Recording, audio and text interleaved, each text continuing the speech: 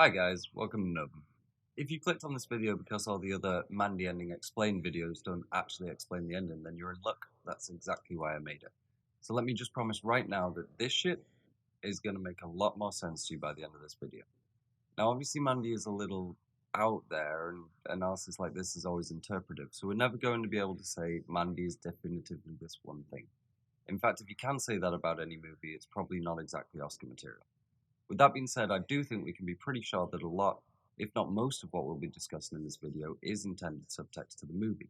There's certainly one pretty major point that I think ties everything up quite neatly that I haven't seen discussed anywhere on YouTube or in any of the articles and reviews I've read online. I'm going to compartmentalize that part at the end of the video after all the analysis. So if you are one of those people that are already sick of having narrative details, subtext, and everything else explained to you, and you just want information on the last 10 to 30 seconds of the movie, then you can just skip there now. The timestamp's going to be in the video description as well. Still with me? Okay, let's break it down. At its most basic, the film can be described as a revenge horror, a story that has been told countless times before. Movies like Straw Dogs, Taken, Deliverance, Straw Dogs, they've all told the exact same basic narrative. A man's family is wronged by antagonists in a brutal, often sexually degrading manner. The man is unable to prevent the attack and instead imparts genocidal revenge on anyone connected to it.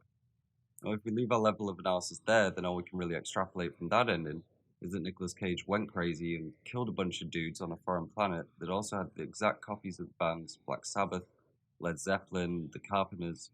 He just went quite mad, then drove off to be quite mad elsewhere. Well, that's a conclusion, but it certainly isn't a satisfying, original, or cohesive one, and I think we can all agree that there's a lot more going on in Mandy beyond that. So let's go a layer deeper. Remember when I said this was a classic male revenge movie? Well, it is, in that Nicolas Cage is male and he takes revenge, but there may be an even closer parallel in the trope of the final girl, popularized by such films as I Spit on Your Grave, The Texas Chainsaw Massacre, I Spit on Your Grave, yeah, they remade that one too, and unsurprisingly, the movie Final Girl. The term Final Girl was coined by Clover in the incredible book Men, Women, and Chainsaws. And as a side note, I'm going to be mentioning a few different sources in this video. You'll find information on all of them in the video description. This one in particular is essential to studying modern horror movies, so make sure you go check it out if that's something you're interested in. Final Girl at its most basic refers to the last surviving woman in a horror film that ultimately kills or escapes the killer. She's stereotypically uninterested in drinking, drugs, premarital sex, and often played in contrast to the promiscuous blonde that is killed off at the start of the movie. The final girl will often turn out to be more resourceful and intelligent than other characters, and may even turn into the action girl stereotype before the end. Think Ripley is a good example, or maybe...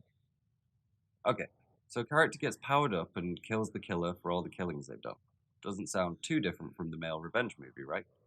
Well, an important differentiator is the way revenge is enacted, and the way masculinities are understood to a lesser extent. In the male revenge film, the hero's masculinity is shadowed. The three tenets of masculinity, provider, impregnator, and protector, are all called into question when they cannot provide protection for their family.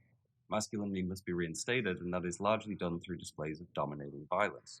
Liam Neeson, for example, punches 743 Frenchmen in the throat to get his daughter back, and no one has ever questioned Liam Neeson's masculinity. Now, I want to point out that if you've seen Mandy, which I assume you have, that you're generally okay with adult content and mature themes, which is good because, fair warning, I'm going to be using the word penetration a lot from here on out. Now, men, weirdly enough, are quite uncomfortable about being penetrated, so in cinema this usually comes in the form of a knife, or a sword, or a bullet. This isn't just a cinematic device, it's been in literature, psychology, religious history, fairy tales even, for a long time. Action heroes are often set up early to demonstrate how well they can penetrate. A perfect scene for this is the tattooing scene near the start of Expendables 1. Sylvester Stallone is getting his back tattooed by Mickey Rourke. Now this is obviously quite a feminizing position for Stallone's alpha masculinity, so he sits astride a Harley-Davidson motorbike, letting the audience know that he's a man's man. He's still being penetrated from behind by Rourke's needle though, and Jason Statham has just found out that his neglected supermodel wife has moved on and got a new partner. How can we let the audience know that these are secure alpha masculinities? Well, we have them pull out long knives and have a penetration contest with the dartboard. And don't worry, Rourke's knife is bigger than Statham's, so you know who the top dog is. Now this is pretty standard fare for most action cinema, and once you see it, you probably won't stop noticing all over, so sorry about that. It's also an example of corrective penetration. That is, penetration that provides some sort of transformative aspect to a character or narrative. A prime example of this is Dracula by Bram Stoker. Jonathan has to stake Lucy's heart in a paragraph that can only be described as softcore pornography in everything but the actual act being committed. This act of penetration, the stake being a metaphor for Jonathan's Christian penis, brings Lucy back from the edge of vampirism, which again was metaphorical for the seductive thrall of the foreign invader. She has been correctively penetrated, and now her virtue is restored. Do not try this at home. The final girl is not bound by male penetrative anxiety, however, often the victim themselves of unconsented penetration earlier in the film. So rather than multiple shootings or throat punches, we often do get quite sexualized revenge killings. In I Spit on Your Grave, for example, the final girl Jennifer seduces one of her rapists, named Johnny, and then cuts his genitals off. She also repeats the phrase "suck it, bitch" to another rapist as she kills him in mimicry of her ordeal. She is reinstating her dominance and sexuality over her attackers. It'd be weird to see Neeson do that, right? But you know who totally does do that? This guy. Not only does he sexually climax upon killing his final adversary, this guy even cries to get one of his victims to come within killing range. John McClane or Jack Ryan would simply laugh or remain stoically silent until their aggressor would close into headbutt range. Not this guy. One issue feminist critics have had with the final girl trope is that it seems to be a character of male identification. That is to say, a woman that male audience members project themselves into, rather than a female character that is allowed to succeed. In practical terms, it goes like this. The makers of a horror film want the victim to experience abject terror in the climax, and feel that viewers would reject a film that showed a man experiencing such terror. You know who does experience that kind of terror? This guy. Now, before we move on from this, I do want to point you towards a wonderful, if slightly dark book called Disgrace by J.M. Coetzee that shares very similar story beats with the brutal male revenge and final girl narratives, but does not end in violent climax, instead choosing a third option of understanding and acceptance. It's also been turned into a movie with John Malkovich, which does a pretty decent job with the source material. Again, I'll put the links in the video description. So yeah, Red's our gender-confused final girl. But that kind of makes sense given his opposing force, Jeremiah, is unable to penetrate. Mandy completely subverts the trope of the revenge movie again by having our villain unable to physically complete his rape. Indeed, this is the cause of their violence. They seem to want to indoctrinate Mandy for good until she mocks Jeremiah's impotence. The lack of ability to penetrate her causes them to resort to retributive violence and verbal degradation. I mean, it doesn't make any kind of sense that they start calling her a whore at the point where she doesn't have sex with them, right? This is part and parcel with the psychosexual religious confusion that runs through the heart of Mandy. We're going to get there, don't worry. Red's revenge spree, on the other hand, is completely sexual. Just like the final girl, this is not a man bound by penetration anxiety. Really, the entire video could be about this, but let me just give you a few quick examples. He blow bangs a guy's mouth with a chromed axe handle. He has a size contest with a much larger weapon and emerges victorious because he knows how to penetrate correctly. I mean, he pretty much climaxes completely as he crushes the head of Jeremiah at waist height. Jeremiah by this point is completely feminized by Red's power, offering to suck his dick for mercy. This climax is the apex of the film's confusion between sexuality and violence. It's borderline insane just how much sexuality and sexual metaphor there is in the film, and yet the only actual sex scene is a monotonous porn film, played in the background behind unfolding violence. There isn't really a true sex scene in the entire film because sex has been replaced entirely by violence. Red doesn't know Mandy has not been raped, and for this reason his violent revenge is dripping in sexual subtext. He can penetrate, and he's going to. Now, Red is largely justified in what he's doing, but how he's doing it is pretty questionable. He has the name Red for a reason, and this doesn't seem like a positive ending for his character. He's essentially gone on a violent, corrective penetration spree. Except we, as an audience, know there was no penetration to correct. And so violence begets violence, and ultimately what we're left with is, at first glance, a traumatized maniac. So we've got sex and violence as two big cornerstones of this movie. There is a third, though, which we haven't really touched on yet: religion. The cult Jeremiah Sands has created around himself, the Children of the New Dawn, and remember that name, New Dawn, are obviously a bastardization of Christianity, but they are Christian nonetheless. Now, regardless of what you think about Christianity, or religion in general for that matter, I think we can all agree that Jeremiah Sands and the Children of the New Dawn are not a good representation of its ideals. Jeremiah seems completely convinced he is possessed by some form of heavenly body. He refers to it and himself at times as ABRAXAS. We're going to go into what Abraxas means shortly, but first let's focus on what he tells Jeremiah. That he can do what he likes to other humans. That they're pigs and that none of them have souls. Does that sound very heavenly to you? Now, obviously there isn't necessarily anything supernatural here. Jeremiah is mad either way round, and he could just have some form of personality disorder that wants him to murder people. The alternatives to that, however, are not particularly hopeful. Either heaven is full of evil, or Jeremiah is possessed by evil masquerading as good. In clear opposition to Jeremiah, we have Red, and if Jeremiah represents Christianity, then Red naturally represents his opposition. Now, I'm not saying Red is necessarily a Satanist or the Antichrist or anything, let's not get ahead of ourselves. And after all, it's not like Christianity is the good guys here, so even if he was, that wouldn't necessarily be bad. But he could be something neutral in between. He could be on a satanic path due to the loss of Mandy. He could be another part of the plan of whatever is possessing Jeremiah. But he certainly isn't Christian. When Jeremiah asks Mandy what she sees when she looks at him, she replies, "I see the Reaper fast approaching." Now, obviously she's talking about her death to a certain extent, but more than that, she's talking about the next level head stomping Red's about to put on the Sunshine Cult. Red the Reaper and Reap he does. Both Red and Mandy are fans of the bands Black Sabbath and Led Zeppelin, as displayed by their t-shirts. Both bands that were associated with Satanism through various moral panics regarding rock music. Red seems to be disapproving of Christianity in general when describing his attackers, calling them Jesus freaks. Now, yeah. Obviously, they could be called much worse than that, and they are freaks that believe in Jesus. But it's not necessarily how a Christian would describe them, and it's the words Red falls to most comfortably. Again, whatever Red is, he seems to be in opposition of Christianity. I think the most prolific piece of evidence for this comes at the climax of the movie. As Red enters the church built by the Children of the New Dawn, a crucifix is shown central in frame. The shot begins showing only the top half of the crucifix, giving the impression that it is inverted, a symbol commonly associated with Satanism. And as the camera pans, it allows the crucifix more in shot, letting it resemble its traditional shape. The duality is pretty clear. There's a battle between good and evil going on here. Now, Red sets fire to the church and leaves, and I think it's here that we get our biggest clue in the form of a 30-second slow-motion shot. Again, the crucifix is central, but now on fire.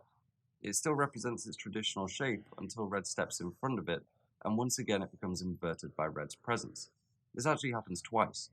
Once Red leaves the frame, the shot changes, and we are left with the image of a destroyed crucifix and the church collapsing, the metaphorical end of Christianity in the film. Now, one character I haven't mentioned here is Mandy, honestly because I'm not sure. I feel as though she's in flux between the two sides. She enjoys the same metal bands as Red, and enjoys reading literature that would certainly be deemed satanic by some in Royal 80s America. But she is also completely appalled by violence in any form she encounters it, and relates the story of starlings to Red from her childhood. Starlings have been a long-standing metaphor for angels throughout literature and film history. Jeremiah and the cult portray her first as the angel, and then as the whore, suggesting again a grey area with inverted meanings. That's probably a lot all at once, so let's have a quick recap. Red, our final girl, goes on a mission of revenge in a subtextual effort to re-establish his masculine dominance through sexual violence. His enemy is either on the side of evil, or on the side of evil masquerading as good, and Red lies in opposition to this, surrounded by allusions to Satanism. In this sense, Satanism is understood to be either a positive force against the evil of Christianity, or a parallel form of evil that is also in opposition to it. Both sides practice immense violence and seemingly garner sexual gratification from the violence they enact. You know who doesn't? This chick. So maybe Mandy is the innocent, the human without sin in a world where good and evil are in conflict to control them. It's a damning review of religion, and I certainly think that all of that is at play within the film, but if we want the real answers, we're going to have to go one layer deeper before we get to the ending. I sincerely hope you're still with me because it's time for the real deep rabbit hole material. So let's introduce two guys you've probably heard of before, Carl Jung and Sigmund Freud. Contemporaries in psychoanalysis, genius-level intellect, and all-round weird dudes. We'll focus first on Carl Jung and a pretty fantastic article by Taylor Holmes, with which I could not agree more. I'm going to give you the broad strokes, but again, there will be a reference to Holmes' essay in the video description, and I encourage you to check that out. Carl Jung was a major player in the field of psychoanalysis, but he had some pretty interesting methods of engaging with that field. One of Jung's more out there works was titled the Red Book. Let's just get this out of the way. Red Book, boom. The Red Book was a recording of Jung's hallucinations. Said hallucinations were self-induced by Jung in an effort to get to the center of his unconscious mind. The prose is peppered with religious and demonic imagery, and is eerily reminiscent of Mandy in many areas. Check out this passage where Jung describes his experiences beginning his Septem Sermones, the Seven Sermons of the Dead, which comprises a large portion of the Red Book. I'm not going to read you the whole thing, feel free to pause at your leisure. There should be some immediate parallels that jump out here. The house crammed full of spirits, the ominous atmosphere and ghostly entities, the occupants of the house simply staring at each other, even the loss of God, or rather the end of Christian faith. As Holmes points out in their essay, the chief of these spirits, or ghostly entities, is named ABRAXAS, the same name Jeremiah gives to either the being possessing him or his schizophrenic alter ego, depending on which theory you ascribe to. Let's check out another passage from the Red Book, this time from a little further into it. Okay, so again, this language is immediately evocative of Mandy. We've got the serpent as a whore, the white bird half-celestial soul man who brings knowledge from the distant ones, just as Jeremiah recounts doing, even the powerlessness of the divine mother figure. Now let's look at one last passage. Again, there's immediate parallels here. The flashing sword that will cut the knot that entangles you, the emphasis on the requirement of sharpness, but most importantly this end section. We ourselves are the entanglement. So what does all this mean? Well, it's really not much of a leap at all here to suggest the narrative of Mandy represents the, as Holmes puts it, Jungian demon downward spiral, a consciousness in conflict with itself. Mandy, Jeremiah, and even the demons, the entanglement, are elements of the same psyche, a psyche in a battle against itself, its inner aggressors and sordid memories in the journey away from the trauma of the past and into the darkness of the self that will result either in a descent to chaos or a more realized and perseverant version of itself. Now, that's pretty much where Holmes leaves their essay, but I think there are still rich areas to explore here. If this is the same psyche, then whose psyche was it? The film is called Mandy, Red is the only survivor, and at one point we're told we're in his dream, in presumed allusion to Jeremiah. What do these characters represent independent of whose psyche it was? And why on earth was there some alien skyline at the end? Well, let's start with what these characters represent, and then we'll deal with those other two at the same time. For that, we're going to need to leave Jung where he is and head over to his contemporary and mentor, Freud. And yeah, I mean the dude who said you wanted to have sex with your mum, so don't shoot the messenger, we'll get through this together. Freud argued for a manner in which unconscious thoughts can be made conscious, believing the difference lay between unconscious and preconscious thoughts.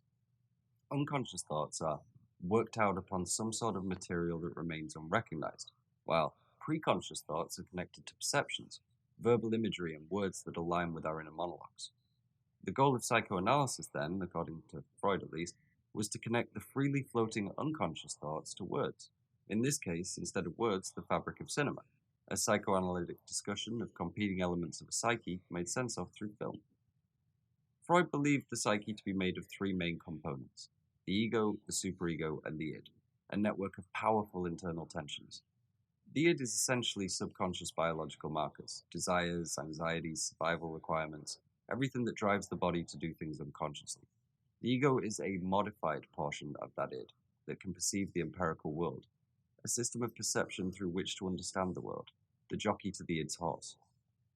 Within the ego exists the superego, an idealized internal construction stemming from loss or absences of a formerly present object or objects. Our traditional first experience with this is our parents, but in the film it's Mandy. In fact, Jeremiah's fantastical construction of Mandy after catching a glimpse of her fits Freud's definition of superego to a T. Freud gives the example of melancholy after loss of a sexual object. In these cases, the melancholic subject constructs a new object within the ego to mitigate the pain of loss, which is exactly what Jeremiah does. As the Children of the Dawn's van drives past Mandy, we are given a shot that is presumably from Jeremiah's point of view. As his gaze meets Mandy, the shot freezes. His mental image of her, the idealized state of her, is constructed. When we first meet him, he is now inconsolable from the absence of his desired sexual object, saying things like, "There's nothing you can do, it's her, I need her now." And when he can't have her, he creates an idealized construction just as Freud suggests. That's good, that's easy. Superego is Mandy and Jeremiah is ego. Obviously that's loosely. Now remember at the start when I said there's no such thing as definitive answers? Well, that is especially true whenever Freud's on the table. So what's red? Well, he does construct something to combat his melancholy over the loss of a sexual object, and at first I thought perhaps he and Jeremiah were competing definitions of the ego, both competing for Mandy's superego. But now I'm pretty convinced that Mandy and Red are superego, the idealized patriarch-matriarch states, and Jeremiah is the ego. And the reason why is all to do with Oedipus and all that creepy stuff that goes along with it. Now, just in case you aren't aware, Oedipus is a mythical figure from ancient Greece that killed his father and married his mother. Freud posited that our idealized state, our first imprint for the superego, is the father, its primary identification. This relationship is quickly superseded, however, through object cathesis that forms as a result of the mother's breast. So our first superego impressions are, traditionally at least, the mother and father figure, matriarch and patriarch, Mandy and Red. Freud went on to say that the attitude toward the father then becomes ambivalent. The paternal figure is simultaneously identified with, yet perceived as an obstacle. This is certainly descriptive of how Jeremiah views Red. The ego is compelled to be like the father by the superego, and simultaneously has an injunction placed upon it compelling it to not be like the father, as in the Oedipus complex, where the male child cannot take the father's place. Sound familiar? Well, it's pretty much exactly Jeremiah's plan. He, the ego, seeks out to take the place of the father, superego, while simultaneously claiming the idealized state of matriarchy, also superego, for himself. Freud claims that the Oedipus complex and sexual instincts stemming from the id are what dictate the shape and structure of the superego, which is exactly what Jeremiah's Oedipal desires do. The superego is left in the state it is, that is Mandy gone and Red seeking brutal revenge for the ego's actions, because of Jeremiah's desire. It would also explain Red's final girl inversion. The revenge is enacted on behalf of his matriarch of the heart, the yin to his yang. As we know, however, Jeremiah is unable to complete the act. He is, as Freud puts it, the desexualized eros. According to Freud, this process of desexualization occurs when libidinal energy passes from the id into the ego, which, through a process called sublimation, abandons the original sexual aims and transforms the energy into creative or destructive aims. In Jeremiah's case, very, very destructive. If we imagine the Black Skull Gang and the cult as agents of the id, then it is their energy in kidnapping Mandy that is libidinal, forceful and base, not Jeremiah's. Because Jeremiah does not actually engage in the taking of Mandy, he cannot engage in the sexual taking of her either. Just like the Oedipus complex, the male child cannot take the father's place and finds himself impotent. Lastly, Freud identifies two key instincts at work within the ego, superego, and the id, which he named the love instinct and the death instinct. Freud notes that there are cases where love seems to transform into hate and where hate transforms into love. Moments like this. Love is replaced with a whole lot of hate. The death instinct takes hold of the superego, causing the superego to turn against the ego, displaying particular severity and raging against the ego with the utmost cruelty. Like this. So, let's recap. In this sense, the film's narrative represents a depiction of inner consciousness in conflict with itself, reflecting the Jungian demon downward spiral as described by Taylor Holmes. The main characters can be seen to represent the three different parts of this downward spiral in psyche, the aforementioned ego, superego, and id. This actually gives us a much more positive ending. Red has assumed, or more accurately reassumed, control, having overcome the destabilizing Oedipus of Sands. Mandy is restored to her previous idealized state, and Red is happy, albeit traumatized by the experience. The previously thought flashback to reality of Red covered in blood in the car at the end can here be understood as a visual metaphor for this trauma, rather than denoting a shift between the real and unreal. I do feel as though this is supported by Cage's everything is okay guys smile, but obviously this smile could easily at the same time be perceived simply as his reaction to hallucinating his sweetheart, or the fact that by this point he has lost a lot of blood and done a lot of drugs. So, on that note, let's finally figure out this ending and what the shit is this all about. It's this shot, the soft reveal, panning of the camera to an alien landscape that really is the basis for calling the whole reality of the film into question as we have done. Well, the good news is I think I know pretty much exactly what this is. In fact, we get an important piece of voiceover towards the end of the first act from Mandy that describes it. It comes from the book that she is reading called The Seeker of the Serpent's Eye, written by the very fictitious Lenora Tor. Mandy describes it as her best book. Under the crimson primordial sky, surrounded by the jagged black rocks of the ancient volcanic mountain, the wretched warlock reached into the dark embrace of the fissure until his hand touched a smooth, glassy surface, cold as ice. His fist closed around the serpent's eye. Slowly he withdrew it and held it before him in the fading light of the blood-red suns.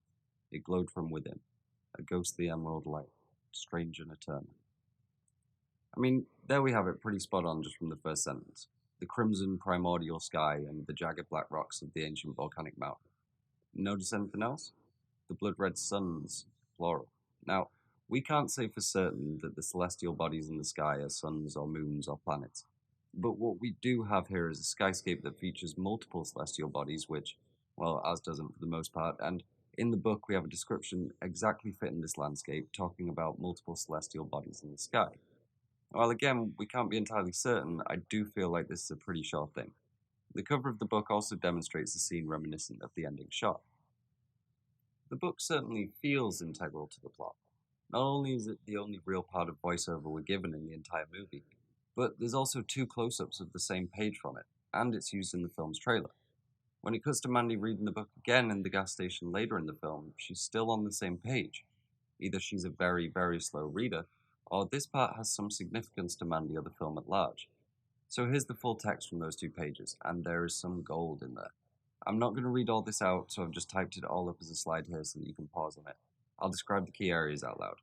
Apologies about the blandness of the screen, it's 2 full pages of novel, and I wanted to make sure it was readable for you guys. Okay, so this section, and we can assume the novel too, focuses on the character Fide. Fide is red, 100%.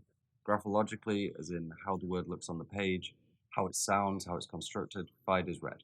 But we can be doubly sure that it's him from the events we hear of Fide undergoing. When we meet him, he is in a state of confusion and battle.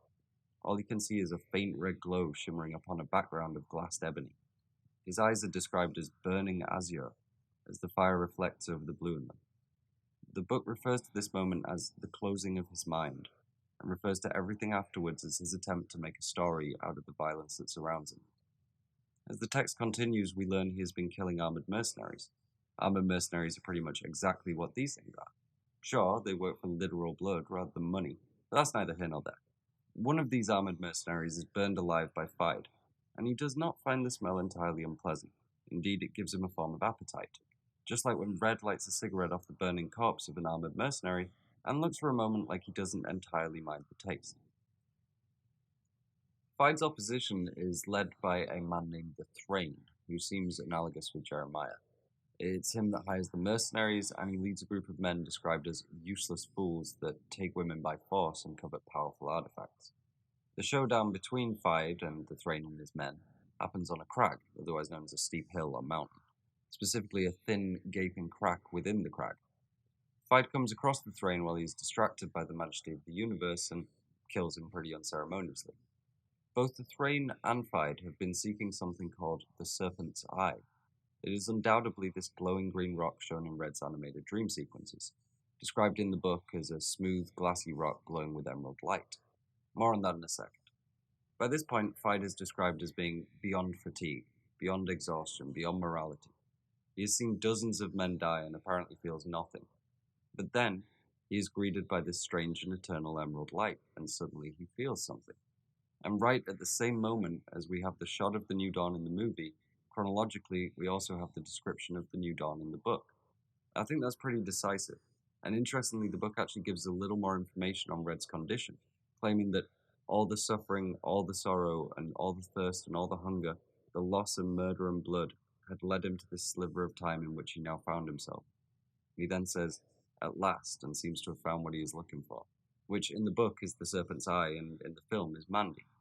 It seems like Mandy is the Serpent's Eye though, for better or worse, and I think that's why she's bathed in this emerald light in these shots towards the end. We get even more information in that it seems like in the book Fide is moments from death.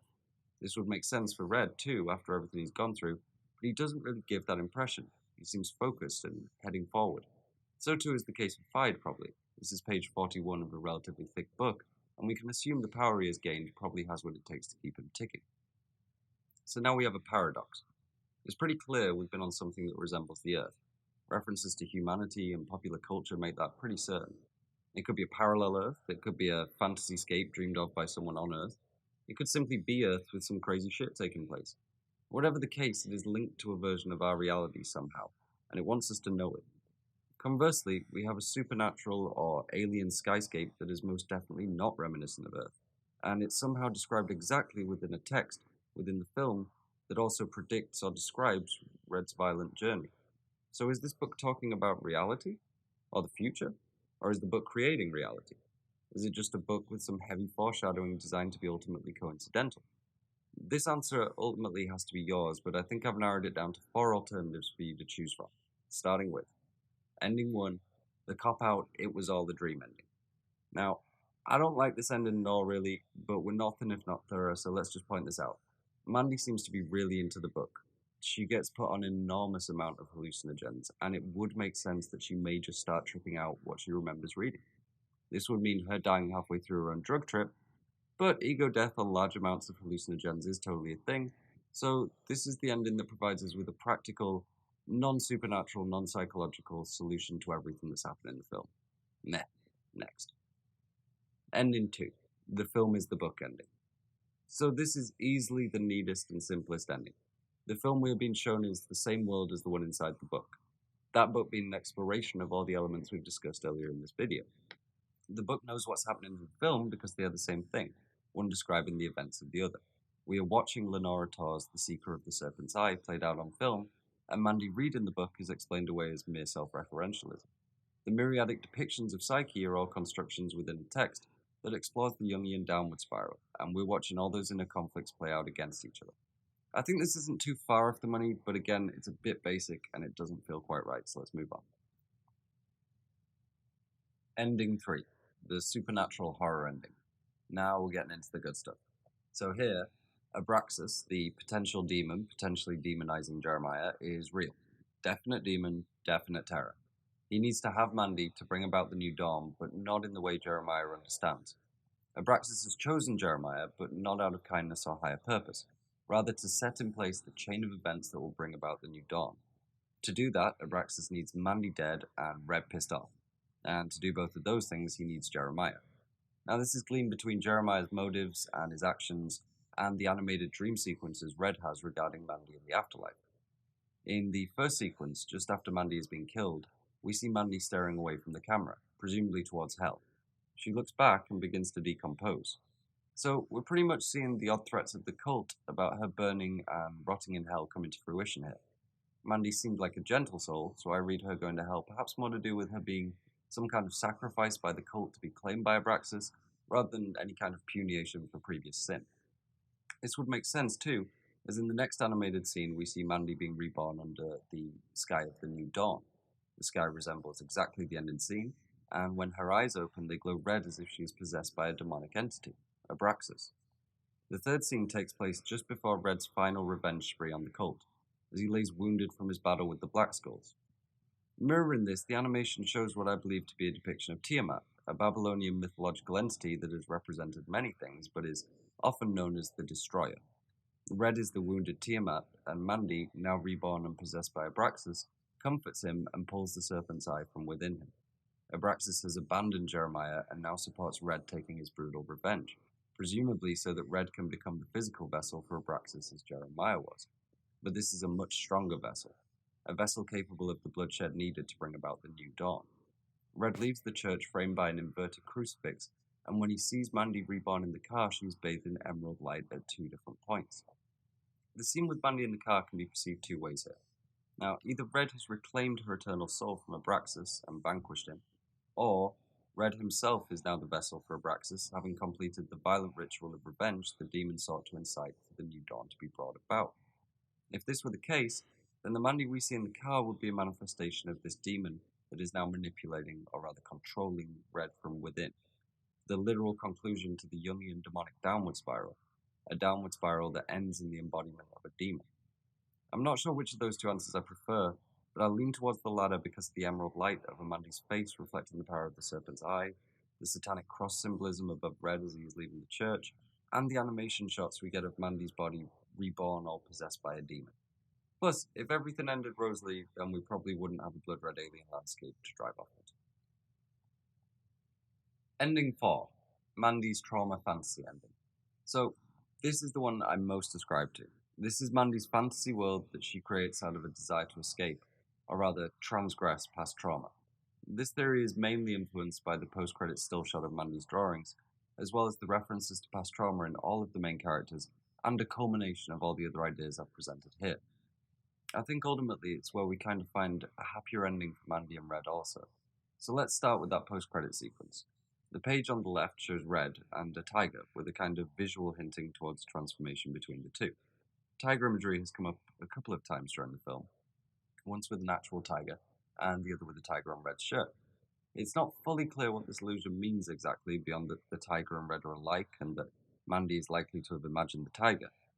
This is in line with what we see on the right page, where Mandy seems to have begun sketching mythological beasts and monsters, similar but not exact with what we've seen during the film. Mandy is a fantasy artist, and according to the blurb of the movie, she creates elaborate fantasy worlds. I think what we've been shown in the end credit sequence was that this is one of those worlds, a world Mandy has created for herself, a downward spiral of self-exploration in an attempt to overcome past trauma, one in which she realizes she needs to let go of her Mandy identity. It's not strong enough to evolve and move on. She rids herself of the darkness within with the murder of Jeremiah, and ultimately settles with the more survivable Red archetype, the warrior that can overcome the trauma that Mandy could not, the person who can be strong while still be merciful like Jeremiah and his demonic entanglement could not. And she emerges from the story as a stronger version of herself, albeit one scarred and one acknowledging of the damage she's undergone. If you're wondering why I've jumped to trauma, it's simply because, as I previously mentioned, all of the main characters allude to past trauma. Jeremiah mentions his ill treatment at the hands of the Glittering Ones, meaning fellow celebrities. That presumably led to his breakdown and the opening of a cult. Red is, or was, a recovering alcoholic, and Mandy gives us quite a detailed description of the violence in their childhood, which is matched with some kind of light disfigurement on her face. I think it's also likely that she suffered some form of sexual abuse, either at the hands of an actual cult or some religious figure. This would explain why she imagines herself a Christian antagonist that doesn't seem remotely Christian, and her confusion between sex and violence while recounting herself the story. Not only that, but the creator of the film, Panos Cosmatos, has said in interviews that his inspiration was his effort to deal with the trauma of his parents' death, and life and death in general. So whether you see it as Mandy's desk or Panos' desk at the end of the film, it's a story someone is telling themselves to move past the trauma they have experienced from the death of a loved one, and the dark, downward spiral required to overcome it. For me, that's why this ending is the one I take home when the credits roll. The narrative symmetry between the content and creation of the film, Mandy and its creator, is too fluent to ignore. And that's everything, guys. Thank you so much for listening, especially if you've managed to get the whole way through this. There will be more on the way, hopefully. One thing I would say is this video will likely be a bit more static than the others. I can't really show footage from Mandy, as obviously it's not out for general release yet, so I'm going to have to use stills. This won't be an issue in future videos where I'll actually be able to use roll from the film, but for now, yeah, it's just going to have to be stills. Okay, thanks for watching, and hopefully I'll see you next time.